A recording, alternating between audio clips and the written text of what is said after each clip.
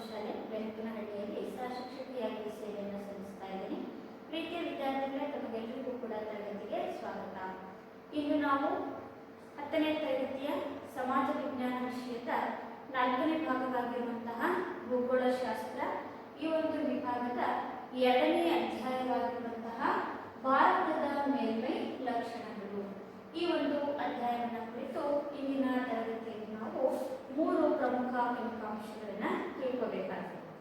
ಹಾಗಾದರೆ ವಿದ್ಯಾರ್ಥಿಗಳೇ, ಭೂಗೋಳಶಾಸ್ತ್ರದ 2ನೇ ಅಧ್ಯಾಯವಾಗಿರುವ ಭಾರತದ ಮೇಲ್ಮೈ ಲಕ್ಷಣಗಳು, ಈ ಒಂದು ಅಧ್ಯಾಯದ ಕುರಿತು ನಾವು ತಿಳಿದುಕೊಳ್ಳಬೇಕಾಗಿರುವಂತಹ 3 ಫಲಿತಾಂಶಗಳು. ಹಾಗಾದರೆ ಈ ಅಧ್ಯಾಯದಲ್ಲಿ ನಾವು ಈ ಕೆಳಕಂಡಂತಹ ಫಲಿತಾಂಶಗಳನ್ನು ತಿಳ್ಕೊಳ್ತೀವಿ.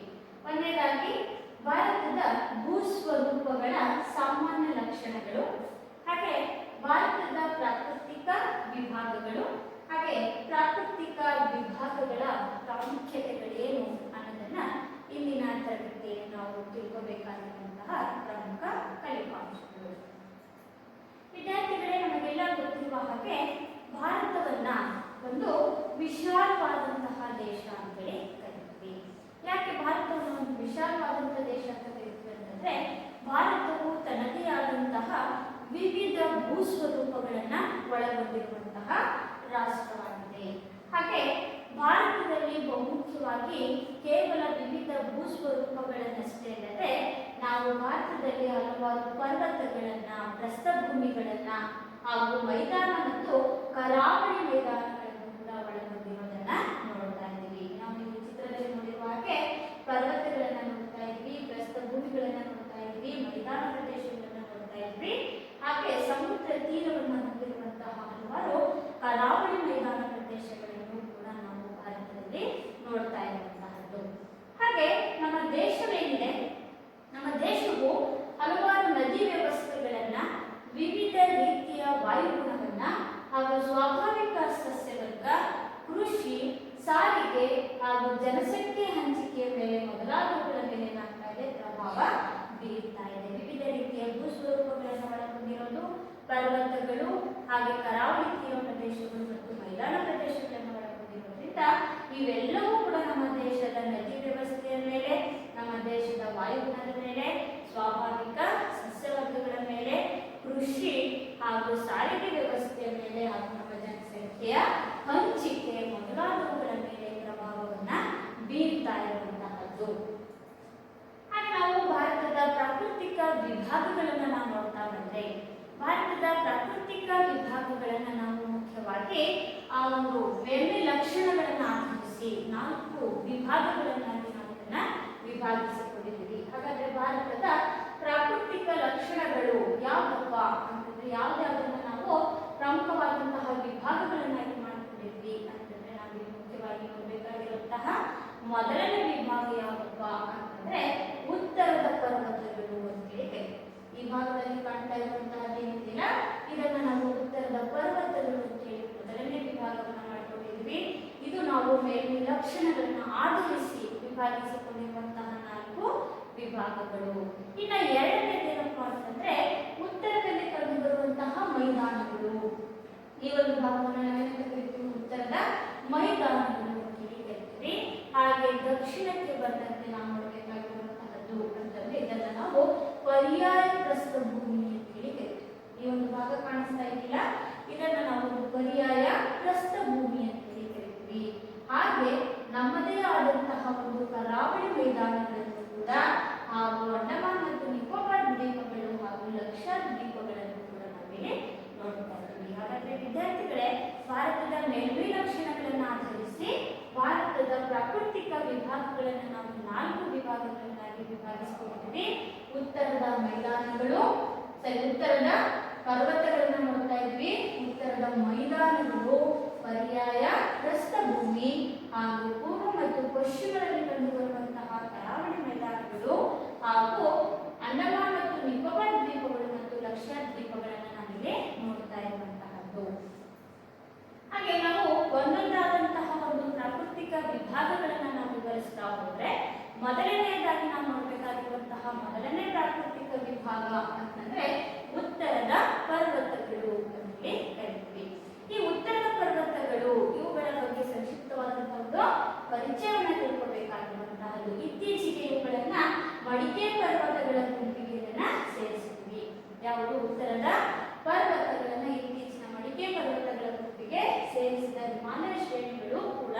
ಇದರಲ್ಲಿ ಒಳಗೊಂಡಿರುವಂತಹದ್ದು.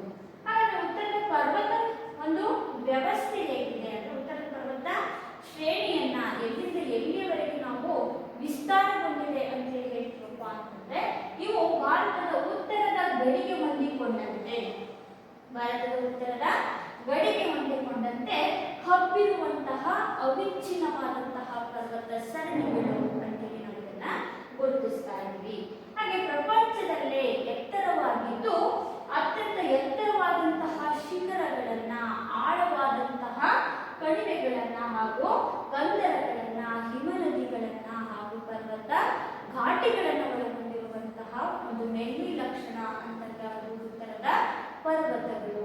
ಈ ಉತ್ತರದ ಪರ್ವತಗಳಲ್ಲಿ ಅತ್ಯಂತ ಎತ್ತರವಾದಂತಹ ಶಿಖರಗಳು, ಆಳವಾದಂತಹ ಕಂದರಗಳು, ಹಿಮನದಿಗಳನ್ನ ನೋಡ್ತಾ ಇದ್ದೀವಿ, ಪರ್ವತ ಘಾಟಿಗಳನ್ನ ನೋಡ್ತಾ ಇದ್ದೀವಿ.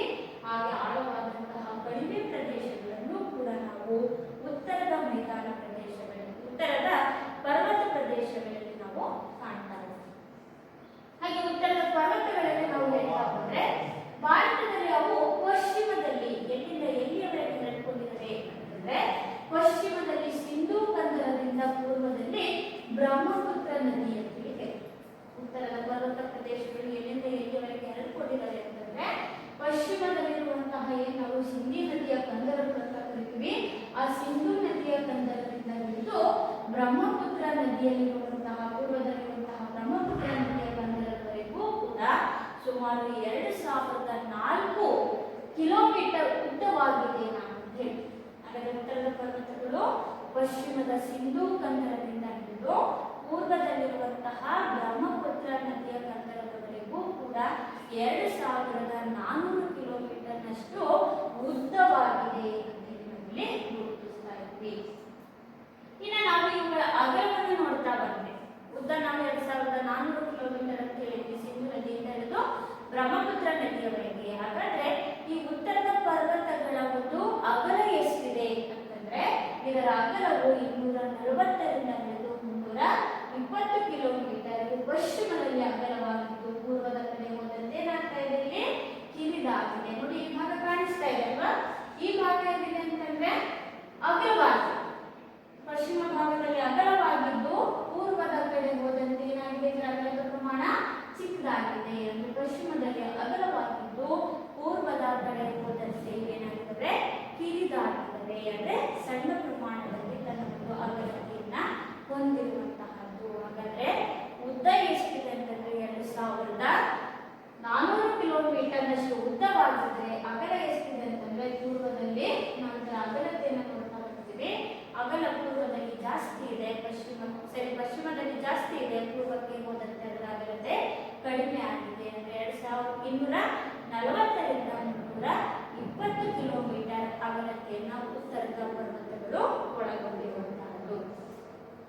ಇನ್ನು ಸುಮಾರು 5 ಲಕ್ಷ ಚದರ ಕಿಲೋಮೀಟರ್ನಷ್ಟು ಇದು ಹರಡಿಕೊಂಡಿದೆ. ಇದರ ಸಂಪೂರ್ಣವಾದಂತಹ ಒಂದು ವಿಸ್ತೀರ್ಣತೆಯನ್ನು ನಾವು ನೋಡಿದ್ರೆ ಉತ್ತರದ ಪರ್ವತಗಳ ಸಂಪೂರ್ಣ ವಿಸ್ತೀರ್ಣತೆ ಎಷ್ಟಿದೆ ಅಂತಂದ್ರೆ 5 ಲಕ್ಷ ಚದರ ಕಿಲೋಮೀಟರ್ ವಿಸ್ತೀರ್ಣತೆಯನ್ನ ಹೊಂದಿರುವಂತಹದ್ದು. ಹಾಗೆ ಭಾರತದ ಕಡೆ ದಕ್ಷಿಣದಲ್ಲಿ ಏನಾಗಿದೆ ಅಂತಂದ್ರೆ ಕಡಿದಾಳು ಮತ್ತು ಇಳಿಜಾರಾದಂತಹ ಹಾಗೂ ಟಿಬೆಟ್ನ ಕಡೆ ಇದೇನಾಗಿದೆ ಇಳಿಜಾರಿನಿಂದ ಬಳಿದಾದಂತಹ ಇಳಿಜಾರಿನಿಂದ ಕೂಡಿರುವಂತಹದ್ದು.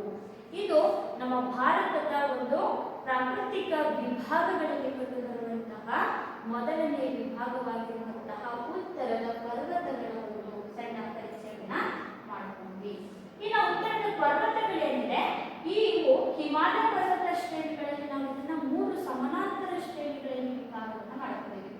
ಈ ಭಾಗ ಏನಿತ್ತಲ್ಲ ಆಗಲೇ ನಾವು ತಿಳಿಸಿದ್ದಲ್ಲ ಉತ್ತರದ ಪರ್ವತ ಪ್ರದೇಶಗಳು, ಇವುಗಳನ್ನ ನಾವೇನ್ ಮಾಡಿದ್ವಿ ಅಂತಂದ್ರೆ 3 ಸಮಾನಾಂತರವಾದಂತಹ ಶ್ರೇಣಿಗಳನ್ನಾಗಿ ವಿಭಾಗವನ್ನ ಮಾಡಿಕೊಂಡಿದ್ವಿ. ಹಾಗಾದ್ರೆ ಆ 3 ಪ್ರಮುಖ ಸಮಾನಾಂತರ ಶ್ರೇಣಿಗಳು ಅಂತಂದ್ರೆ ಒಂದನೇದು ನಾವಿಲ್ಲಿ ಮಹಾ ಹಿಮಾಲಯ ಅಂತ ಈ ಭಾಗ ಕಾಣಿಸ್ತಾ ಇದೆಯಲ್ಲ, ಇದು ಮಹಾ ಹಿಮಾಲಯ ಅಂತ ಮಾಡ್ಕೊಂಡ್ವಿ. ನೆಕ್ಸ್ಟ್ ಅದರ ಕೆಳಭಾಗದಲ್ಲಿರುವಂತಹದ್ದನ್ನ ನಾವು ಒಳ ಹಿಮಾಲಯ ಅಂತ ಕರೆದ್ವಿ. ಇನ್ನು ಮೂರನೇದಾಗಿ ನೋಡ್ಬೇಕಾಗಿರುವಂತಹದ್ದು ಅಂತಂದ್ರೆ ಇಲ್ಲಿ ನಾವು ನೋಡ್ಬೇಕಾಗಿರುವಂತಹದ್ದು ಶಿವಾಲಿಕ್ ಬೆಟ್ಟಗಳು.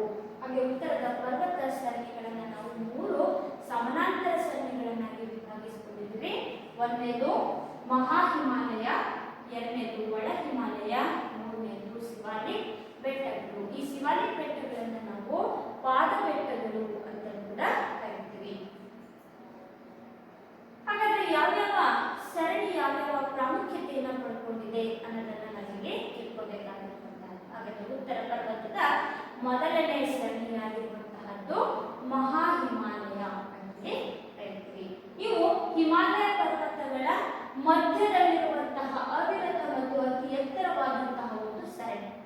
ಇದು ಉತ್ತರ ಪರ್ವತಗಳಲ್ಲಿ ಇರುವಂತಹ ಅತ್ಯಂತ ಎತ್ತರವಾದಂತಹ ಮತ್ತು ಅವಿರತವಾದಂತಹ ಒಂದು ಸರಣಿ ಪ್ರದೇಶವಾಗಿರುವಂತಹದ್ದು. ಇವು ಸರಾಸರಿ ಹೇಗಿದವಪ್ಪ ಅಂತಂದ್ರೆ ಸಮುದ್ರ ಮಟ್ಟಕ್ಕಿಂತ 6100 ಮೀಟರ್ನಷ್ಟು ಎತ್ತರವನ್ನ ಹೊಂದಿರುವಂತಹದ್ದು. ಹಾಗಾದ್ರೆ ಮತ್ತೆ ಮಹಾ ಹಿಮಾಲಯ ಏನಿದೆ ಇದು ಸಮುದ್ರ ಮಟ್ಟದಿಂದ ಎಷ್ಟು ಎತ್ತರದಲ್ಲಿದೆ ಅಂತಂದ್ರೆ 6100 ಮೀಟರ್ನಷ್ಟು ಎತ್ತರವನ್ನ ಹೊಂದಿರುವಂತಹದ್ದು. ಹಾಗೆ ಇಲ್ಲಿ ಹಲವಾರು ಎತ್ತರವಾದಂತಹ ಶಿಖರಗಳನ್ನು ಕೂಡ ನಾವು ನೋಡ್ತೇವೆ. ಮಹಾ ಹಿಮಾಲಯದಲ್ಲಿ ಹಲವಾರು ಎತ್ತರವಾದಂತಹ ಶಿಖರಗಳನ್ನು ನೋಡ್ತಾ ಇದ್ವಿ. ಆ ಶಿಖರಗಳಲ್ಲಿ ಕಂಡುಬರುವಂತಹ ಪ್ರಪಂಚದ ಅತ್ಯಂತ ಎತ್ತರವಾದಂತಹ ಶಿಖರವೇ ಮೌಂಟ್ ಎವರೆಸ್ಟ್ ಅಂತ ಕರೀತೀವಿ. ಹಾಗಾದ್ರೆ ಆ ಮೌಂಟ್ ಎವರೆಸ್ಟ್ ಏನಿದೆ ಇದು ಸುಮಾರು ಎಷ್ಟು ಎತ್ತರವನ್ನು ಒಳಗೊಂಡಿದೆ ಮಹಾ ಹಿಮಾಲಯದಲ್ಲಿ ಅಂತಂದ್ರೆ 8848 ಮೀಟರ್ನಷ್ಟು ಎತ್ತರವನ್ನು ಒಳಗೊಂಡಿದೆ. ಈ ಮೌಂಟ್ ಎವರೆಸ್ಟ್ ಇರೋದು ಎಲ್ಲಪ್ಪ ಅಂತಂದ್ರೆ ಮಹಾ ಹಿಮಾಲಯ ಎನ್ನುವ ಸರಣಿಯಲ್ಲಿ ನಾವು ನೋಡ್ತಾ ಇದ್ವಿ. ಇದನ್ನ ವಿಶ್ವದ ಅತ್ಯಂತ ಎತ್ತರವಾದಂತಹ ಒಂದು ಶಿಖರ ಅಂತೇಳಿ ಕರೀತೀವಿ. ವಿದ್ಯಾರ್ಥಿಗಳೇ, ಈ ಒಂದು ಚಿತ್ರವನ್ನು ನಾವು ನೋಡ್ತಾ ಇದ್ವಲ್ಲ, ಇದೇ ಮೌಂಟ್ ಎವರೆಸ್ಟ್. ಇದು ಮಹಾ ಹಿಮಾಲಯದಲ್ಲಿರುವ ಅತ್ಯಂತ ಎತ್ತರವಾದ ಶಿಖರ ಹಾಗೂ ಪ್ರಪಂಚದಲ್ಲಿ ಅತ್ಯಂತ ಎತ್ತರವಾದಂತಹ ಶಿಖರ ಅಂತೇಳಿ ಕೂಡ ಪಡ್ಕೊಂಡಿದೆ. ಇತರ ಪ್ರಮುಖ ಶಿಖರಗಳು ಕೂಡ ನಾವೆಲ್ಲ ನೋಡ್ತೀವಿ. ಅಂದ್ರೆ ಅತ್ಯಂತ ಎತ್ತರವಾದ ಶಿಖರವಾದಂತಹ ಮೌಂಟ್ ಎವರೆಸ್ಟ್ ಕೂಡ ನಮ್ಮ ಭಾರತದ ಮಹಾ ಹಿಮಾಲಯದಲ್ಲಿದೆ. ಅದರ ಜೊತೆಯಲ್ಲಿ ನಾವು ಇನ್ನಿತರವಾದಂತಹ ಎತ್ತರದ ಶಿಖರಗಳನ್ನು ಕೂಡ ನಾವಿಲ್ಲಿ ನೋಡ್ತಾ ಇದ್ದೀವಿ. ಹಾಗಾದ್ರೆ ಇನ್ನಿತರ ಶಿಖರಗಳು ಅಂತಂದ್ರೆ ಇಲ್ಲಿ ನಾವು ಕಾಂಚನಜಂಗಾ ಎನ್ನುವಂತಹ ಒಂದು ಶಿಖರ ಇಲ್ಲಿ ಕಾಣಿಸ್ತಾ ಇದೆಯಲ್ಲ, ಇದು ಮೌಂಟ್ ಎವರೆಸ್ಟ್ ನ ನಂತರದಲ್ಲಿ ಕಂಡು ಬರುವಂತಹದ್ದು. ಅಂದ್ರೆ 8156 ಮೀಟರ್ ಎತ್ತರವನ್ನು ಒಳಗೊಂಡಿರುವಂತಹ ಕಾಂಚನಜಂಗಾ ಎನ್ನುವಂತಹದ್ದು. ಇನ್ನೊಂದು ಮಾಕಲು ಅಂತ ಹೇಳಿ ಕರಿತೀವಿ. ಇದರ ವಿಸ್ತೀರ್ಣತೆ, ಇದರ ಎತ್ತರ ಎಷ್ಟಿದೆ ಅಂತಂದ್ರೆ 8481 ಮೀಟರ್ನಷ್ಟು. ಇನ್ನು ನಾವು ಮೂರನೇದಾಗಿ ನೋಡ್ಬೇಕಾಗಿರುವ ಶಿಖರ ಧವಳಗಿರಿ ಅಂತ ಹೇಳಿ ಕರಿತೀವಿ. ಇದರ ಎತ್ತರ ಎಷ್ಟಿದೆ 8172 ಮೀಟರ್ನಷ್ಟು ಇರುವಂತಹದ್ದು. ಹಾಗೆ ಮನಸ್ಸು ಎನ್ನುವಂತಹ ಒಂದು ಶಿಖರ ಇದು 8156 ಮೀಟರ್ನಷ್ಟು ಎತ್ತರವನ್ನು ಒಳಗೊಂಡಿದೆ. ಇನ್ನು ಕೊನೆಯದಾಗಿ ನಾವು ನೋಡಬೇಕಾಗಿರುವಂತಹ ಮಹಾ ಹಿಮಾಲಯದ ಮತ್ತೊಂದು ಶಿಖರ ಅಂತಂದ್ರೆ ನಂದಾದೇವಿ ಎನ್ನುವಂತಹ ಒಂದು ಶಿಖರವನ್ನು ನಾವಿಲ್ಲಿ ನೋಡ್ತೇವೆ. ಹಾಗಾದ್ರೆ ವಿದ್ಯಾರ್ಥಿಗಳೇ, ಇಲ್ಲಿ ಮಹಾ ಹಿಮಾಲಯವು ಅತ್ಯಂತ ಎತ್ತರವಾದಂತಹ ಶಿಖರಗಳನ್ನು ಒಳಗೊಂಡಿದೆ. ಮೌಂಟ್ ಎವರೆಸ್ಟ್ ಬಿಟ್ಟರೆ ನಾವಿಲ್ಲಿ ಕಾಂಚನಜಂಗಾ, ಮಾಕಲು, ಧವಳಗಿರಿ, ಮನಸ್ಸು ಮತ್ತು ನಂದಾದೇವಿ ಎನ್ನುವಂತಹ ಶಿಖರಗಳನ್ನು ಕೂಡ ನಮಗೆ ನೋಡ್ತಾ ಇದ್ದೀವಿ. ಅದರ ಮುಂದುವರೆದ ಹಾಗೆ ನಾವು ಮಹಾ ಹಿಮಾಲಯದಲ್ಲಿ ನೋಡಬೇಕಾಗಿರುವಂತಹದ್ದು ಅಂತಂದ್ರೆ ಈ ಸರಣಿಯು ವರ್ಷವೆಲ್ಲ ಹಿಮದಿಂದ ಏನಾಗಿರುತ್ತೆ ಆವೃತವಾಗಿರುತ್ತೆ. ಈ ವರ್ಷವೆಲ್ಲ ಹಿಮದಿಂದ ಆವೃತವಾಗಿರುವುದರಿಂದ ಇದನ್ನ ನಾವೇನಂತ ಕರಿತೀವಿ ಹಿಮಾದ್ರಿ ಅಂತ ಕರಿತೀವಿ. ಹಾಗಾದ್ರೆ ಮಹಾ ಹಿಮಾಲಯದ ಮತ್ತೊಂದು ಹೆಸರೇನು ಹಿಮಾದ್ರಿ. ಯಾಕೆ ಮಹಾ ಹಿಮಾಲಯವನ್ನ ಹಿಮಾದ್ರಿ ಎಂದು ಕರೀತಾರೆ? ಇದು ವರ್ಷವೆಲ್ಲ ಹಿಮದಿಂದ ಆವೃತವಾಗಿರೋದ್ರಿಂದ ಮಹಾ ಹಿಮಾಲಯವನ್ನ ಏನಂತ ಕರಿತೀವಿ ನಾವು ಹಿಮಾದ್ರಿ ಅಂತ ಹೇಳ್ಬಿಟ್ಟು ಕರಿತೀವಿ.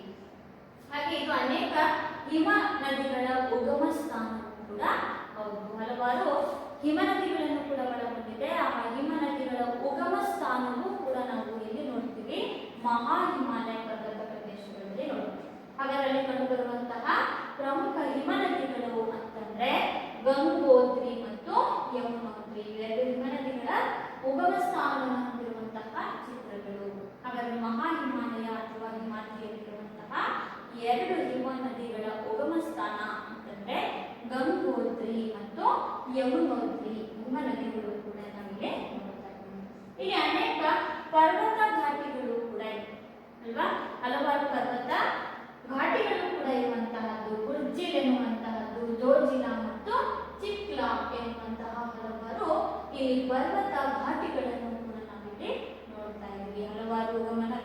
ಹಲವಾರು ಹಿಮ ನದಿಗಳ ಉಗಮ ಸ್ಥಾನವನ್ನು ನೋಡ್ತಾ ಇದ್ದೀವಿ. ಎತ್ತರವಾದಂತಹ ಶಿಖರಗಳನ್ನು ನೋಡ್ತಾ ಇದ್ದೀವಿ. ಅದರ ಜೊತೆಗೆ ನಾವು ಹಲವಾರು ಪರ್ವತ ಘಾಟಿಗಳನ್ನು ಕೂಡ ಕಾಣ್ತಾ ಇರುವಂತಹದ್ದು. ಇನ್ನ ಹಿಮಾದ್ರಿ ಸರಣಿಗಳಿಂದ ಉತ್ತರಕ್ಕೆ ಕಂಡುಬರುವಂತಹ ಪರ್ವತಗಳು, ನಾವೇನು ಹಿಮಾದ್ರಿ ಸರಣಿಯ ಉತ್ತರಕ್ಕೆ ನಾವು ನೋಡ್ತೀವಿ, ಆ ಉತ್ತರದ ಪರ್ವತ ಸರಣಿಗಳನ್ನು ನಾವೇನಂತ ಕರಿತೀವಿ, ಹೊರ ಹಿಮಾಲಯ ಅಂತೇಳಿ ಕರಿತೀವಿ. ಹಿಮಾದ್ರಿಯಿಂದ ಉತ್ತರಕ್ಕಿರುವಂತಹ ಪರ್ವತ ಸರಣಿಗಳು, ಅವುಗಳನ್ನು ನಾವೇನಂತ ಕರಿತೀವಿ, ಹೊರ ಹಿಮಾಲಯ ಅಂತೇಳಿ ಗುರುತಿಸ್ತೀವಿ. ಇವು ಕಾರಾಕೋರಂ ಸರಣಿಗಳನ್ನು ಒಳಗೊಂಡಿದ್ದು, ಇಲ್ಲಿ ನಾವು ಮುಖ್ಯವಾಗಿ ಏನನ್ನ ನೋಡ್ತೀವಪ್ಪ ಅಂತಂದ್ರೆ K2 ಎನ್ನುವಂತಹ ಒಂದು ಉನ್ನತವಾದಂತಹ ಶಿಖರವನ್ನ ನೋಡ್ತೀವಿ. K2 ಅನ್ನ ನಾವು ಗಾಡ್ವಿನ್ ಆಸ್ಟಿನ್ ಅಂತಲೂ ಕೂಡ ಕರಿತೀವಿ. ಇದು ನಮ್ಮ ಭಾರತದಲ್ಲಿ ಕಂಡುಬರುವಂತಹ ಒಂದು ಎತ್ತರವಾದ ಶಿಖರ. ಯಾವುದು ಭಾರತದ ಅತ್ಯಂತ ಎತ್ತರವಾದ ಶಿಖರ? K2 ಅಥವಾ ಗಾಡ್ವಿನ್ ಆಸ್ಟಿನ್ ಅಂತ ಕರಿತೀವಿ. ಇದು ಭಾರತದ ಅತ್ಯಂತ ಎತ್ತರವಾದಂತಹ ಶಿಖರ. ಹಾಗಾದ್ರೆ ಪ್ರಪಂಚದ ಅತ್ಯಂತ ಎತ್ತರವಾದಂತಹ ಶಿಖರ ಮೌಂಟ್ ಎವರೆಸ್ಟ್. ಭಾರತದ ಅತ್ಯಂತ ಎತ್ತರವಾದ ಶಿಖರ K2 ಅಥವಾ ಇದನ್ನ ನಾವು ಗಾಡ್ವಿನ್ ಆಸ್ಟಿನ್ ಅಂತ ಕರಿತೀವಿ. ಈ ಒಂದು ಪ್ರದೇಶ ನಾವೇನು ನೋಡ್ತೀವಪ್ಪ ಅಂತಂದ್ರೆ, ಉತ್ತರದಲ್ಲಿ ನಾವೇನು ಹಿಮಾಲಯ ಪ್ರದೇಶವನ್ನ ನೋಡ್ತಾ ಇದ್ವಿ, ಮಹಾ ಹಿಮಾಲಯ, ಅದರ ಹೊರಭಾಗದಲ್ಲಿ ನೋಡ್ತೀವಿ. ಹಾಗಾಗಿ ಇದನ್ನ ನಾವು ಹೊರ ಹಿಮಾಲಯ ಅಂತೇಳಿ ಕರಿತೀವಿ. ಈ ಹೊರ ಹಿಮಾಲಯ ಎಲ್ಲಿಂದ ಪ್ರಾರಂಭ ಆಗುತ್ತೆ? ಕಾರಾಕೋರಂ ಶ್ರೇಣಿಯಿಂದ ಪ್ರಾರಂಭ ಆಗುತ್ತೆ. ಆ ಕಾರಾಕೋರಂ ಶ್ರೇಣಿಯಲ್ಲಿ ಕಂಡುಬರುವಂತಹದ್ದೇ K2 ಅಥವಾ ಗಾಡ್ವಿನ್ ಆಸ್ಟಿನ್. ಇದು ಭಾರತದ ಅತ್ಯಂತ ಎತ್ತರವಾದಂತಹ ಶಿಖರ. ಇನ್ನು ನಾವು ಮುಂದುವರೆದ ಹಾಗೆ ಇಲ್ಲಿ ನಾವು ನೋಡ್ತಾ ಇದ್ದೀವಿ, ಲಿಂಕ್ ಆಗ್ತಾ ಇದೆ ಅಲ್ವಾ? ಇದು ಕಾರಾಕೋರಂ ಶ್ರೇಣಿಯಲ್ಲಿ ನಾವು ನೋಡ್ತಾ ಇರುವಂತಹ K2. ಈ ಒಂದು ಭೂಪಟದಲ್ಲಿ ನಾವು ಗುರುತಿಸಲಿಕ್ಕೆ ನಮಗೆ ಅನುಕೂಲಕರವಾಗಿ ನಾವು ಇಲ್ಲಿ ತೋರಿಸ್ತಾ ಇರುವಂತಹದ್ದು K2 ಅಂತ ಕೇಳಿದ್ರೆ, ಅಂದ್ರೆ ಭಾರತದ ಅತ್ಯಂತ ಎತ್ತರವಾದ ಶಿಖರ ಎಲ್ಲಿದೆ ಅಂತೇಳಿ ಗುರುತಿಸಲಿಕ್ಕೆ ನಕ್ಷೆಗೆ ಸಂಬಂಧಪಟ್ಟಂತಹ ಪ್ರಶ್ನೆಯನ್ನ ಕೇಳಿದಾಗ ನಾವು ಇದನ್ನ ಗುರುತಿಸಬೇಕು. ಹಾಗೆ ಎರಡನೇ ಒಂದು ಚಿತ್ರದಲ್ಲಿ ನಾವು ನೋಡ್ತಾ ಇದ್ದೀವಿ K2 ಗಾಡ್ವಿನ್ ಆಸ್ಟಿನ್. ಇದು ನಮ್ಮ ಕಾರಾಕೋರಂ ಶ್ರೇಣಿಯಲ್ಲಿ ಕಂಡುಬರುವ ನಮ್ಮ ದೇಶದ ಅತ್ಯಂತ ಎತ್ತರವಾದಂತಹ ಶಿಖರ ಇದಾಗಿದೆ. ಇದು ಮುಖ್ಯವಾಗಿರುವಂತಹ ಮತ್ತೊಂದು ಪ್ರಮುಖವಾದಂತಹ ಹಿಮಾಲಯ ಪ್ರದೇಶವನ್ನು ನೋಡ್ತೀವಿ, ಒಳ ಹಿಮಾಲಯ ಅಂತೇಳಿ ಕರೀತೀವಿ. ಇದು ನಮ್ಮ ಉತ್ತರ ಪರ್ವತಗಳಲ್ಲಿ ಕಂಡುಬರುವಂತಹ ಎರಡನೇ ಸರಣಿ. ಒಂದನೇ ಸರಣಿ ನಾವು ತಿಳ್ಕೊಂಡ್ವಿ ಅಲ್ವಾ, ಮಹಾ ಹಿಮಾಲಯದ ಒಂದು ಪರಿಚಯ ಮಾಡ್ಕೊಂಡ್ವಿ. ಮಹಾ ಹಿಮಾಲಯದಲ್ಲಿ ಕಂಡುಬರುವಂತಹ ಪ್ರಮುಖ ಎತ್ತರವಾದ ಶಿಖರಗಳು ಯಾವುದು? ಉಗಮ ನದಿ ಅಂದ್ರೆ ಹಿಮ ನದಿಗಳ ಉಗಮ ಸ್ಥಾನಗಳು ಯಾವುದು? ಗಂಗೋತ್ರಿ ಮತ್ತು ಯಮುನೋತ್ರಿಯ ಪರಿಚಯ ತಿಳ್ಕೊಂಡ್ವಿ.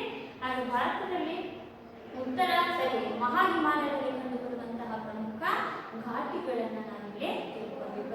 ಪ್ರಮುಖವಾದಂತಹ ಪರ್ವತ ಕಣಿವೆ ಪ್ರದೇಶಗಳನ್ನ ತಿಳ್ಕೊಂಡ್ವಿ. ಅದರ ಎರಡನೇ ಪ್ರಮುಖ ಸರಣಿ ಉತ್ತರದ ಪರ್ವತಗಳಲ್ಲಿ ಎರಡನೇ ಸರಣಿ ಅಂತ ಹೇಳಿ ನಾವು ಒಳ ಹಿಮಾಲಯ ಅಂತೇಳಿ ಇದು ಹಿಮಾಲಯದ ದಕ್ಷಿಣದಲ್ಲಿರುವಂತಹ. ಹೊರ ಹಿಮಾಲಯ ಯಾವುದು? ಮಹಾ ಹಿಮಾಲಯದ ಉತ್ತರಕ್ಕಿರುವಂತಹದ್ದು, ಕಾರಾಕೋರಂ ಶ್ರೇಣಿ ಅಂತ ಗುರುತಿಸುತ್ತಿ. ಹಾಗಾದ್ರೆ ಈ ಒಂದು ಒಳ ಹಿಮಾಲಯ ಏನಿದೆ ಇದು ದಕ್ಷಿಣದಲ್ಲಿರುವಂತಹದ್ದು. ಇದನ್ನ ನಾವು ಹಿಮಾಚಲ್ ಅಂತಲೂ ಕೂಡ ಕರಿತೀವಿ. ಒಳ ಹಿಮಾಲಯದ ಮತ್ತೊಂದು ಹೆಸರೇನು? ಹಿಮಾಚಲ್. ಮಹಾ ಹಿಮಾಲಯದ ಮತ್ತೊಂದು ಹೆಸರೇನಿತ್ತು? ಹಿಮಾದ್ರಿ. ಯಾಕೆಂದ್ರೆ ಅದು ವರ್ಷವೆಲ್ಲ ಇವರಿಂದ ಆವೃತವಾಗಿರುವಂತಹ ಪ್ರದೇಶ ಹಿಮಾಚಲ್ ಅಂತ ಕರಿತೀವಿ. ಈ ಒಂದು ಪ್ರದೇಶವನ್ನು ನಾವು ಈ ಒಂದು ಚಿತ್ರದಲ್ಲಿ ನೋಡ್ತಾ ಇರುವಂತಹದ್ದು. ಹಾಗೆ ಇದು ಸುಮಾರು 60ರಿಂದ 70 ಕಿಲೋಮೀಟರ್ ಅಗಲವನ್ನು ಹೊಂದಿದ್ದು 1500ರಿಂದ 4500 ಕಿಲೋಮೀಟರ್ ಎತ್ತರವಾಗಿರುವಂತಹದ್ದು. ಹಾಗಾದ್ರೆ ಒಳ ಹಿಮಾಲಯದ ಅಗಲತೆ ಎಷ್ಟಿದೆ ಅಂತಂದ್ರೆ 60ರಿಂದ 70 ಕಿಲೋಮೀಟರ್ ಅಗಲವನ್ನು ಹೊಂದಿದ್ರೆ 1500ರಿಂದ 4500 ಕಿಲೋಮೀಟರ್ ಎತ್ತರವನ್ನ ಒಳಗೊಂಡಿರುವಂತಹದ್ದು. ಇದರಲ್ಲಿ ಪೂರ್ವ ಭಾಗವು ಏನಾಗಿದೆ ಅಂತಂದ್ರೆ ಅರಣ್ಯಗಳಿಂದ ಆವೃತವಾಗಿರುವಂತಹದ್ದು. ಹಾಗಾದ್ರೆ ಒಳ ಹಿಮಾಲಯದ ಪೂರ್ವ ಭಾಗದಲ್ಲಿ ನಾವು ಯಾವುದನ್ನು ನೋಡ್ತೀವಪ್ಪ ಅಂತಂದ್ರೆ ದಟ್ಟವಾದಂತಹ ಅರಣ್ಯ ಪ್ರದೇಶಗಳನ್ನು ನಾವಿಲ್ಲಿ ನೋಡ್ತಾ ಇದ್ದೀವಿ. ಇನ್ನು ಒಳ ಹಿಮಾಲಯದಲ್ಲಿ ಅನೇಕ ಸಮಾನಾಂತರ ಸರಣಿಗಳು ಕೂಡ ಕಂಡುಬರುತ್ತವೆ. ಒಳ ಹಿಮಾಲಯದಲ್ಲಿ ನಾವೇನ್ ನೋಡ್ತೀವಿ? ಹಲವಾರು ಸಮಾನಾಂತರವಾದಂತಹ ಸರಣಿಗಳನ್ನು ಕೂಡ ನಾವಿಲ್ಲಿ ಕಾಣುವಂತಹದ್ದು. ಉದಾಹರಣೆಯಾಗಿ ಯಾವ್ಯಾವ ಸರಣಿಗಳನ್ನ ನಾವು ಒಳ ಹಿಮಾಲಯದಲ್ಲಿ ನೋಡ್ತೀವಿ ಅಂತಂದ್ರೆ ಪೀರ್ ಪಂಜಾಲ್ ಅಥವಾ ಪಂಚಾಲ್ ಎನ್ನುವಂತಹದನ್ನ ನೋಡ್ತೀವಿ, ದೌಲಾಧರ್ ಎನ್ನುವಂತಹದ್ದು, ನಾಗತಿವಾ, ಮಸೂರಿ, ಮಹಾಭಾರತ್ ಮತ್ತು ಡಾರ್ಜಿಲಿಂಗ್ ಎನ್ನುವಂತಹ ಸರಣಿಗಳನ್ನು ಕೂಡ ನಾವು ಈ ಒಂದು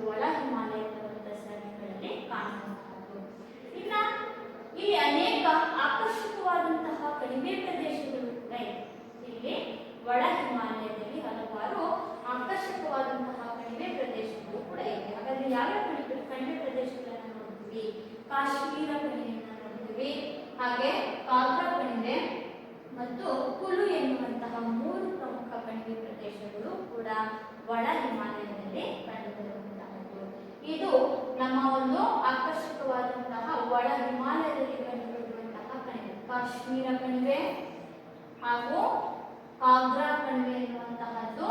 ಇನ್ನು ಮೂರನೇದಾಗಿ ನಾವು ನೋಡಬೇಕಾಗಿರುವಂತಹದ್ದು ಕುಲು ಕಣಿವೆ.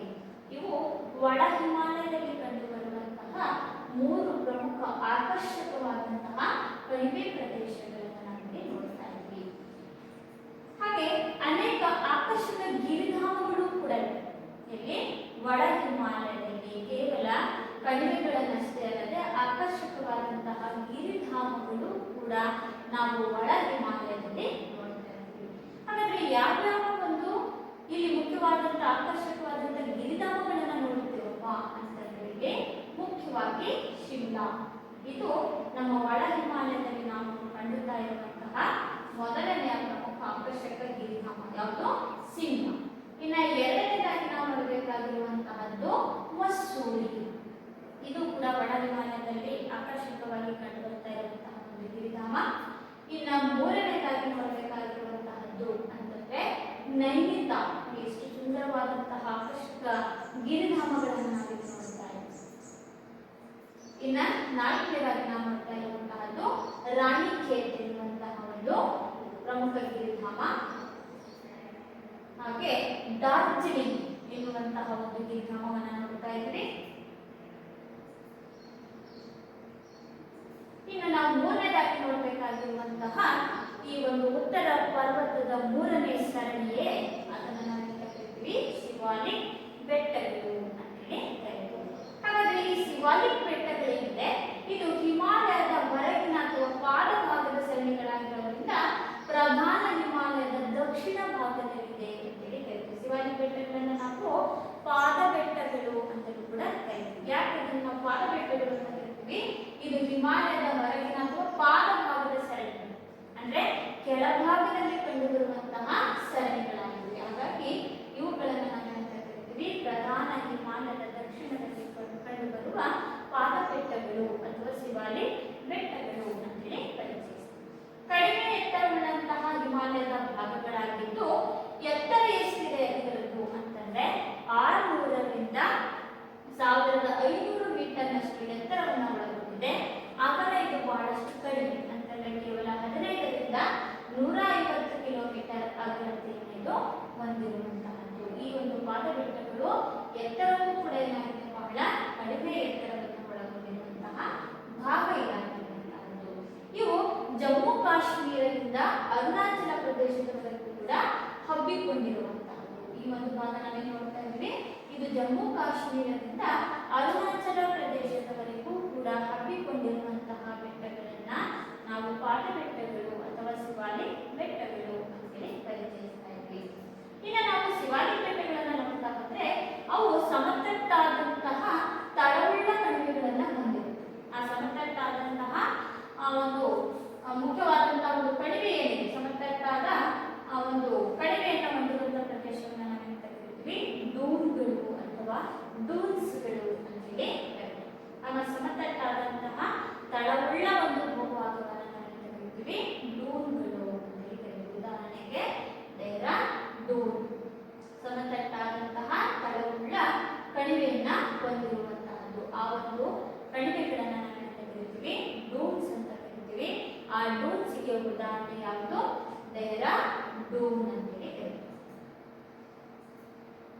ಈಗ ನಾವು ಉತ್ತರ ಪರ್ವತಗಳ ಪ್ರಾಮುಖ್ಯತೆ ಇಷ್ಟೊತ್ತು ನಾವು ಉತ್ತರ ಪರ್ವತಗಳಲ್ಲಿ ಕಂಡುಬರುವಂತಹ ಮಹಾ ಹಿಮಾಲಯ ಅಥವಾ ಹಿಮಾದ್ರಿಯ ಪರಿಚಯ, ಒಳ ಹಿಮಾಲಯ ಅಥವಾ ಹಿಮಾಚಲ ಪ್ರದೇಶದ ಪರಿಚಯವನ್ನ ಹಾಗೂ ಪಾದಬೆಟ್ಟಗಳು ಅಥವಾ ಶಿವಾಲಿಕ್ ಬೆಟ್ಟಗಳ ಪರಿಚಯವನ್ನ ತಿಳ್ಕೊಂಡ್ವಿ. ಅದರ ಮುಂದುವರೆದ ಹಾಗೆ ನಾವು ನೋಡಬೇಕಾಗಿರುವಂತಹ ಎರಡನೇ ಪ್ರಾಕೃತಿಕ ವಿಭಾಗವನ್ನು ತಿಳಿಯೋಕ್ಕಿಂತ ಮುಂಚೆ ಉತ್ತರ ಪರ್ವತಗಳ ಪ್ರಾಮುಖ್ಯತೆ ಏನು ಅಥವಾ ಇದು ಉತ್ತರ ಪರ್ವತಗಳ ಒಂದು ಅನುಕೂಲತೆಗಳೇನು ಅನ್ನುವಂತಹ ಪ್ರಶ್ನೆಯನ್ನು ಕೂಡ ಇದು ಸರಿಯಾದ ಉತ್ತರವನ್ನು ನೀಡುವಂತಹ ಒಂದು ಅವಕಾಶ.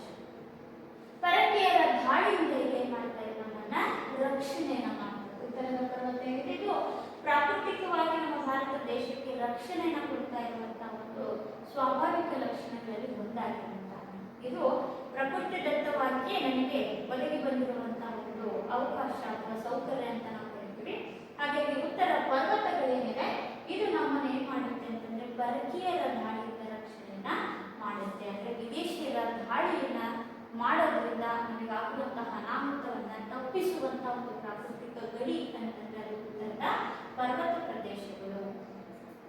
ಇನ್ನು ಎರಡನೇದಾಗಿರುವಂತಹ ಅನುಕೂಲತೆ ಅಥವಾ ಪ್ರಾಮುಖ್ಯತೆ ಏನಪ್ಪಾ ಅಂತಂದ್ರೆ ಇದು ಮಧ್ಯ ಏಷ್ಯಾದಿಂದ ಬೀಸಿ ಬರುವಂತಹ ಶೀತ ಗಾಳಿಯನ್ನ ಏನ್ ಮಾಡುತ್ತೆ ತಡೆ ಹಿಡಿದು ನಮ್ಮನ್ನ ರಕ್ಷಣೆ ಮಾಡುತ್ತೆ. ಮಧ್ಯ ಏಷ್ಯಾದಿಂದ ಬೀಸಿ ಬರುವಂತಹ ಒಂದು ಶೀತ ಗಾಳಿಯಿಂದ ನಮ್ಮ ದೇಶದ ಜನತೆಗೆ ರಕ್ಷಣೆಯನ್ನು ಮಾಡ್ತಾ ಇರುವಂತಹದ್ದು. ಇನ್ನು ಮೂರನೇದೇನಪ್ಪಾ ಅಂತಂದ್ರೆ ಮಾರುತಗಳನ್ನ ತಡೆದು ಅಧಿಕ ಮಳೆಯನ್ನ ಸುರಿಸುತ್ತದೆ.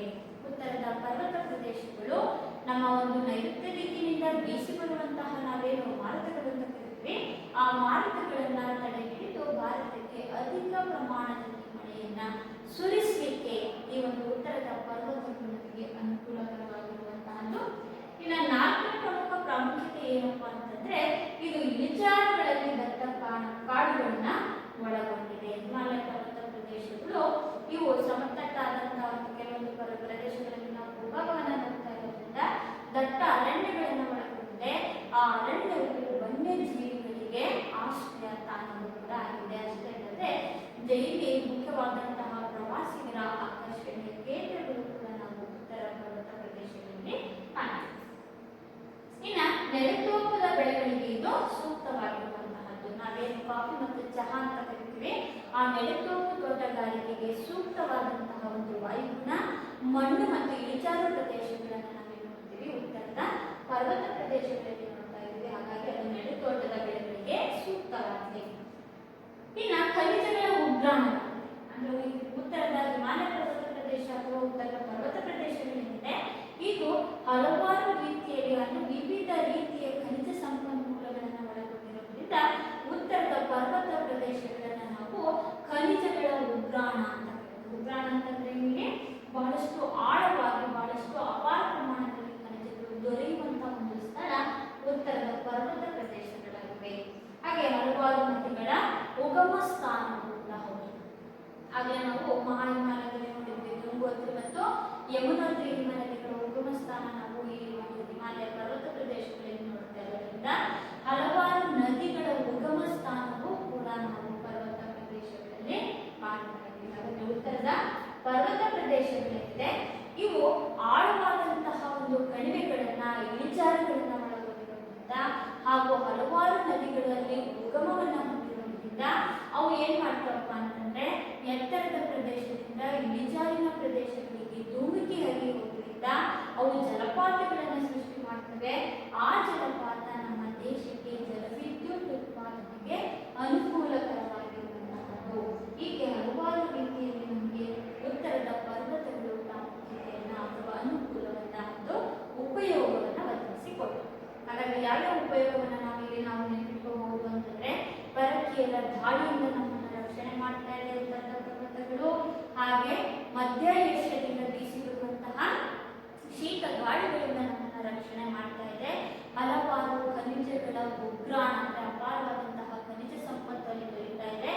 ಇಳಿಜಾರುಗಳಲ್ಲಿ ದಟ್ಟವಾದಂತಹ ಕಾಡುಗಳನ್ನು ಒಳಗೊಂಡಿರುವುದರಿಂದ ಅದು ನಮ್ಮ ದೇಶದ ವನ್ಯಜೀವಿಗಳ ಆಶ್ರಯ ತಾಣವಾಗಿದೆ.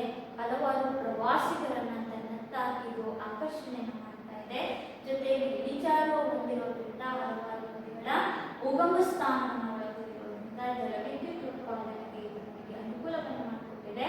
ಅದರ ಜೊತೆಯಲ್ಲಿ ಇದು ಪ್ರಮುಖವಾದಂತಹ ಮಾರುತಗಳನ್ನ ತಡೆದು ನಮಗೆ ಮಳೆಯನ್ನ ಸುರಿಸ್ತಾ ಇದೆ. ನೆಲತೋಪು ಬೆಳೆಗಳಿಗೆ ಇದು ಸೂಕ್ತವಾಗಿರುವಂತಹದ್ದು.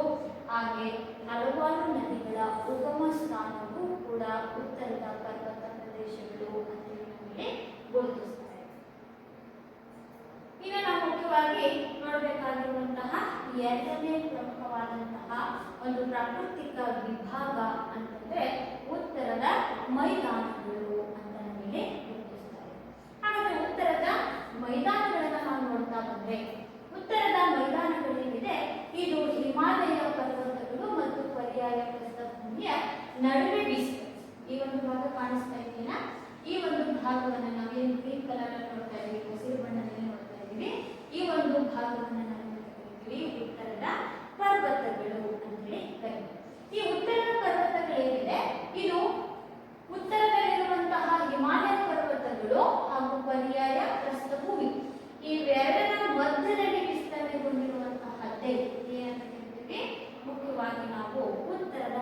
ಮೈದಾನಗಳು ಅಂತೇಳಿ ಕರಿತೀವಿ.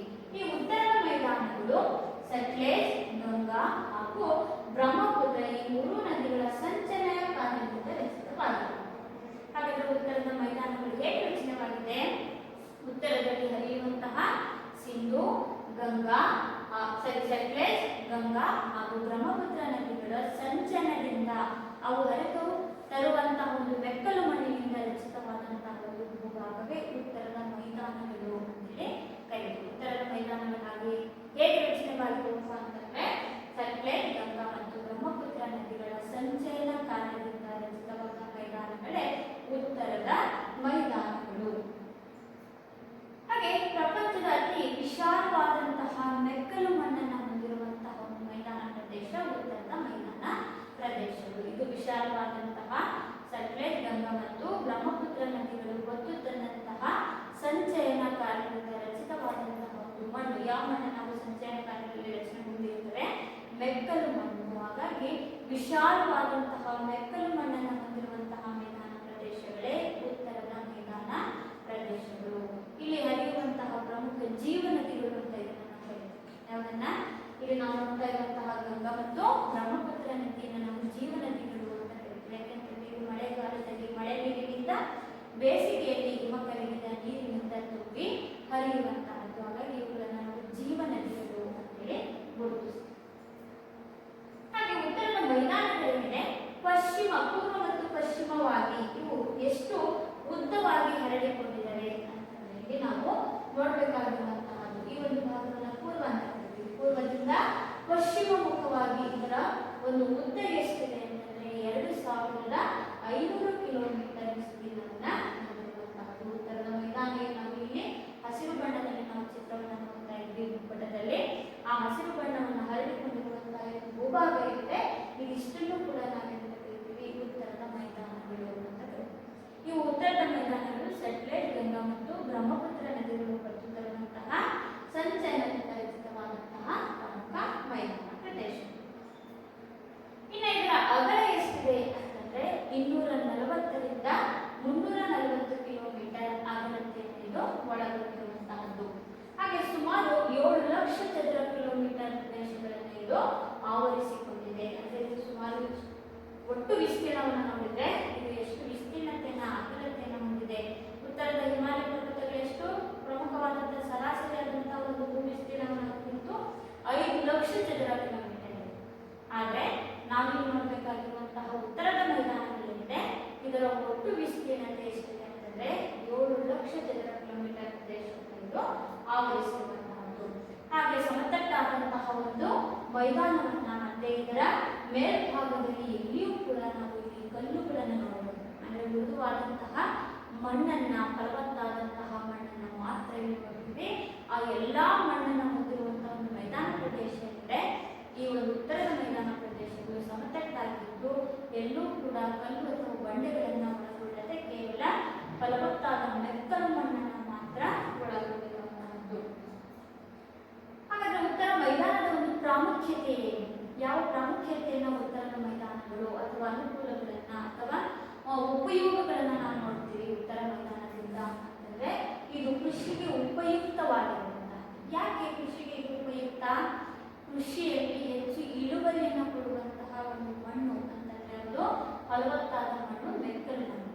ಹಾಗಾದ್ರೆ ಉತ್ತರದ ಮೈದಾನದಲ್ಲಿ ಅಧಿಕ ಪ್ರಮಾಣದಲ್ಲಿ ಸಂಚಯನಗೊಂಡಿರುವಂತಹ ಮಣ್ಣೆ ಮೆಕ್ಕಲು ಮಣ್ಣು. ಹಾಗಾಗಿ ಫಲವತ್ತಾದ ಮಣ್ಣನ್ನು ಹೊಂದಿರುವುದರಿಂದ ಈ ಉತ್ತರದ ಮೈದಾನ ಏನಿದೆ ಇದು ಕೃಷಿಗೆ ಹೆಚ್ಚು ಉಪಯುಕ್ತವಾಗಿರುವಂತಹದ್ದು. ಅಷ್ಟೇ ಅಲ್ಲದೆ ಸಾರಿಗೆ ಮತ್ತು ಸಂಪರ್ಕಕ್ಕೆ ಇದು ಯೋಗ್ಯವಾಗಿದೆ. ಯಾಕೆ ಸಾರಿಗೆ ಮತ್ತು ಸಂಪರ್ಕಕ್ಕೆ ಇದು ಉತ್ತರದ ಮೈದಾನಗಳು ಯೋಗ್ಯವಾಗಿದೆ ಅಂತಂದ್ರೆ ಇದು ಸಮತಟ್ಟಾದಂತಹ ಭೂಭಾಗವನ್ನು ಹೊಂದಿರುವುದರಿಂದ, ಸಮತಟ್ಟಾದಂತಹ ಮೈದಾನ ಪ್ರದೇಶಗಳನ್ನು ಒಳಗೊಂಡಿರುವುದರಿಂದ ಇಲ್ಲಿ ಸಾರಿಗೆ ಮತ್ತು ಸಂಪರ್ಕಕ್ಕೆ ಯೋಗ್ಯವಾಗಿರುವಂತಹದ್ದು. ಇನ್ನು ಕೈಗಾರೀಕರಣ ಮತ್ತು ನಗರೀಕರಣಕ್ಕೂ ಕೂಡ ಪೂರಕ. ಯಾಕೆಂತಂದ್ರೆ ಇಲ್ಲಿ ಕೃಷಿಗೆ ಉಪಯುಕ್ತವಾಗಿದೆ ಸಾರಿಗೆ ಮತ್ತು ಸಂಪರ್ಕದ ವ್ಯವಸ್ಥೆ ಇರುವುದರಿಂದ ಇಲ್ಲಿ ಕೈಗಾರೀಕರಣ ಮತ್ತು ನಗರೀಕರಣಕ್ಕೂ ಕೂಡ ಇದು ಪೂರಕವಾಗಿರುವಂತಹದ್ದು. ಜೊತೆಯಲ್ಲಿ ಇದು ವ್ಯಾಪಾರ ಅಭಿವೃದ್ಧಿಯನ್ನು ಕೂಡ ಹೊಂದಿರುವಂತಹದ್ದು. ಅಂದ್ರೆ ವ್ಯಾಪಾರಕ್ಕೆ ಸೂಕ್ತವಾದಂತಹ ಸ್ಥಳವೂ ಕೂಡ ಯಾವುದಾಗಿದೆ ಉತ್ತರದ ಮೈದಾನ ಪ್ರದೇಶಗಳು. ಹಾಗೆ ಅನೇಕ ಯಾತ್ರಾ ಸ್ಥಳಗಳನ್ನು ಕೂಡ ಒಳಗೊಂಡಿರುವಂತಹದ್ದು. ನಾವೇನು ಪುಣ್ಯಕ್ಷೇತ್ರಗಳು ಅಂತ ಕರಿತೀವಿ, ಅನೇಕ ಪುಣ್ಯಕ್ಷೇತ್ರಗಳು ಕೂಡ ನಾವೇನು ನೋಡ್ತೀವಿ ಉತ್ತರದ ಮೈದಾನ ಪ್ರದೇಶದಲ್ಲಿ ಕಾಣುವಂತಹದ್ದು. ಹಾಗಾದ್ರೆ ಉತ್ತರದ ಮೈದಾನ ಪ್ರದೇಶದ ಪ್ರಾಮುಖ್ಯತೆಗಳು ಯಾವುದು ಅಂತ ಈ ಪ್ರಶ್ನೆಯನ್ನು ಕೇಳಿದಾಗ ಉತ್ತರ ಮೈದಾನದ ಪ್ರಾಮುಖ್ಯತೆ ಏನಪ್ಪಾ ಅಂತಂದ್ರೆ ಇದು ಕೃಷಿಗೆ ಉಪಯುಕ್ತವಾಗಿದೆ. ಯಾಕೆಂದ್ರೆ ಮೆಕ್ಕಲುಮಣ್ಣು ಅಧಿಕ ಪ್ರಮಾಣದಲ್ಲಿ ಪ್ರದೇಶದಲ್ಲಿ ನಾವು ಇರುವುದರಿಂದ ಕೃಷಿಗೆ ಉಪಯುಕ್ತವಾಗಿದೆ, ಸಾರಿಗೆ ಮತ್ತು ಸಂಪರ್ಕಕ್ಕೆ ಯೋಗ್ಯವಾಗಿರುವಂತಹದ್ದು, ಹಾಗೆ ಕೈಗಾರೀಕರಣ ಮತ್ತು ನಗರೀಕರಣಕ್ಕೆ ಪೂರಕವಾಗಿದೆ. ಸಾರಿಗೆ ಮತ್ತು ಸಂಪರ್ಕಕ್ಕೆ ಯಾಕೆ ಯೋಗ್ಯವಾಗಿದೆ ಅಂತಂದ್ರೆ ಇದು ಸಮತಟ್ಟಾಗಿರೋದ್ರಿಂದ ಸಾರಿಗೆ ಮತ್ತು ಸಂಪರ್ಕಕ್ಕೆ ಯೋಗ್ಯವಾಗಿದೆ, ಮತ್ತು ನಗರೀಕರಣ ಮತ್ತು ಕೈಗಾರೀಕರಣಕ್ಕೆ ಸೂಕ್ತವಾಗಿರುವಂತಹದ್ದು. ಹಾಗೆ ವ್ಯಾಪಾರ ಅಭಿವೃದ್ಧಿಗೆ ಇದು ಅತ್ಯಂತ ಉಪಯುಕ್ತವಾದಂತಹ ಪ್ರದೇಶ. ಜೊತೆಯಲ್ಲಿ ಅನೇಕ ಯಾತ್ರಾ ಸ್ಥಳಗಳನ್ನು ಕೂಡ ನಾವು ಉತ್ತರ ಮೈದಾನ ಪ್ರದೇಶಗಳಲ್ಲಿ ಕಾಣ್ತೀವಿ. ಹಾಗೆ ಉತ್ತರದ ಮೈದಾನ ಪ್ರದೇಶಗಳನ್ನು ನಾವು ಭಾರತದ ಹೃದಯ ಭಾಗ ಅಂತಲೂ ಕೂಡ ಕರಿತೀವಿ. ಯಾಕೆ ಇದನ್ನು ನಾವು ಭಾರತದ ಹೃದಯ ಭಾಗ ಅಂತ ಕರಿತೀವಿ ಅಂದ್ರೆ ಭಾರತದ 40% ಜನ ಯಾವ ಪ್ರದೇಶದಲ್ಲಿ ವಾಸಿಸ್ತಾ ಇದ್ದಾರೆ ಅಂತಂದ್ರೆ ಉತ್ತರದ ಮೈದಾನ ಪ್ರದೇಶದಲ್ಲಿ ವಾಸಿಸ್ತಾ ಇದ್ದಾರೆ. ಯಾಕೆ ಯಾವ ಪ್ರದೇಶದಲ್ಲಿ ವಾಸಿಸ್ತಾ ಇದ್ದಾರೆ ಅಂತಂದ್ರೆ ಕೃಷಿಗೆ ಯೋಗ್ಯವಾದಂತಹ ಮೆಕ್ಕಲು ಮಣ್ಣಲ್ಲಿ ಬೆಳೀತಾ ಇರುವಂತಹದ್ದು. ಹಾಗಾಗಿ ಸಮತಟ್ಟಾದ ಭೂಭಾಗವನ್ನು ಹೊಂದಿರೋದ್ರಿಂದ ಸಾರಿಗೆ ಮತ್ತು ಸಂಪರ್ಕದ ಒಂದು ಸೌಕರ್ಯಗಳು ಅಧಿಕ ಪ್ರಮಾಣದಲ್ಲಿ ಸಿಗ್ತಾ ಇದೆ. ಜೊತೆಯಲ್ಲಿ ನಾವು ಕೈಗಾರೀಕರಣ ಮತ್ತು ನಗರೀಕರಣ ಜಾಸ್ತಿ ವ್ಯಾಪಾರಕ್ಕೆ ಯೋಗ್ಯವಾದಂತಹ ಸ್ಥಳ ಈ ಒಂದು ಉತ್ತರದ ಮೈದಾನ ಪ್ರದೇಶವಾಗಿದೆ. ಹಾಗೆ ಅಲ್ಲಿ ನಾವು ನೋಡಬೇಕಾಗಿರುವಂತಹ ಯಾತ್ರಾ ಸ್ಥಳ ಏನಿದೆ ಇದು ಪ್ರವಾಸಿಗರನ್ನ ತನ್ನತ್ತ ಆಕರ್ಷಣೆಯನ್ನು ಮಾಡ್ತಾ ಇರುವಂತಹ ಸ್ಥಳವಾಗಿದೆ. ಹಾಗಾಗಿ ಈ ಒಂದು ಭಾಗವನ್ನು ನಾವು ಭಾರತದ ಹೃದಯ ಭಾಗ ಅಂತೇಳಿ ಗುರುತಿಸ್ತೇವೆ. ಹಾಗಾದ್ರೆ ವಿದ್ಯಾರ್ಥಿಗಳೇ, ಇಷ್ಟೊತ್ತು ನಾವು ಭಾರತದ ಮೇಲ್ಮೈ ಲಕ್ಷಣಗಳು ಈ ಒಂದು ಅಧ್ಯಾಯದಲ್ಲಿ ನಾವು ಪ್ರಾಕೃತಿಕ ವಿಭಾಗಗಳಾದಂತಹ 2 ಪ್ರಮುಖ ವಿಭಾಗಗಳಾದಂತಹ ಉತ್ತರದ ಪರ್ವತಗಳಲ್ಲಿ ನಾವು 3 ಸರಣಿಗಳನ್ನು ತಿಳ್ಕೊಂಡ್ವಿ. ಮಹಾ ಹಿಮಾಲಯ ಎನ್ನುವಂತಹ ಒಂದು ಸರಣಿ, ನೆಕ್ಸ್ಟ್ ಹಿಮಾಚಲ ಅಥವಾ ಒಳ ಹಿಮಾಲಯ, ಹಾಗೂ ಮೂರನೇದಾಗಿ ನೋಡಬೇಕಾಗಿರುವಂತಹದ್ದು ಶಿವಾಲಿಕ್ ಬೆಟ್ಟಗಳು ಅಥವಾ ಅದನ್ನು ನಾವು ಪಾದ ಬೆಟ್ಟಗಳು ಅಂತೇಳಿ ಕರಿತೀವಿ. ಹಾಗೆ ಭಾರತದ ಅತ್ಯಂತ ಎತ್ತರವಾದ ಶಿಖರವಾದಂತಹ K2 ಅಥವಾ ಗಾರ್ಡಿನಾಸ್ಟಿನ ಪರಿಚಯ, ಹಾಗೂ ವಿಶ್ವದ ಅತ್ಯಂತ ಎತ್ತರವಾದಂತಹ ಶಿಖರವಾದಂತಹ ಮೌಂಟ್ ಎವರೆಸ್ಟ್ನ ಪರಿಚಯವನ್ನು ಪಡ್ಕೊಂಡ್ವಿ. ಅದರ ಮುಂದುವರೆದ ಹಾಗೆ 2ನೇ ಪ್ರಮುಖವಾದಂತಹ ಪ್ರಾಕೃತಿಕ ವಿಭಾಗವಾಗಿರುವಂತಹ ಉತ್ತರದ ಮೈದಾನ ಪ್ರದೇಶಗಳ ಪ್ರಾಮುಖ್ಯತೆ ಹಾಗೂ ಉತ್ತರ ಪರ್ವತಗಳ ಪ್ರಾಮುಖ್ಯತೆ, ಅನುಕೂಲ ಅಥವಾ ಉಪಯೋಗ ಏನು ಅನ್ನೋದನ್ನ ಇಂದಿನ ತರಗತಿಯಲ್ಲಿ ತಿಳ್ಕೊಂಡ್ವಿ. ಅದರ ಮುಂದುವರೆದಂತಹ 2 ಪ್ರಮುಖ ಪ್ರಾಕೃತಿಕ ವಿಭಾಗಗಳೇನಿದೆ ಅದು ಮುಂದಿನ ತರಗತಿಯಲ್ಲಿ ತಿಳಿಸಲಾಗುವುದು. ಧನ್ಯವಾದಗಳು.